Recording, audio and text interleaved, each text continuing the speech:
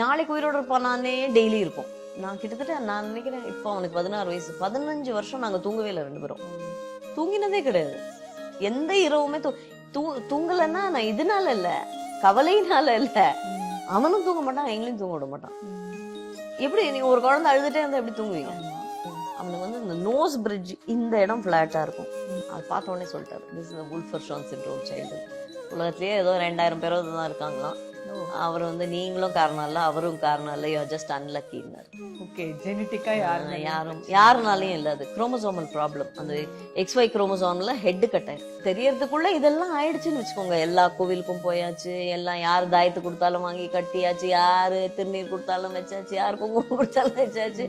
இந்த ஜோசியர்கிட்ட போ, எல்லாரும் பண்றோங்க, அத தெரியறது இல்ல, அவ்வளவுதான். அதுக்காக நாங்க பண்ணலன்னா நான் பொய் சொல்ல மாட்டேன், எல்லாரும் பண்றோம். அந்த time then at one point because இவன் என்ன பிரச்சனைனே புரியலையே நமக்கு. என்ன பிரச்சனைன்னு தெரியாம எப்படி ட்ரீட் பண்ணுவீங்க? he has a very rare problem. It's called Wolff-Hirschhorn syndrome. Wolff-Hirschhorn syndromeன்றது வந்து எனக்கு அது தெரிஞ்சுக்கிறதுக்கு அவனுடைய 12வது வயசு 13வது வயசு ஆயிடுச்சு.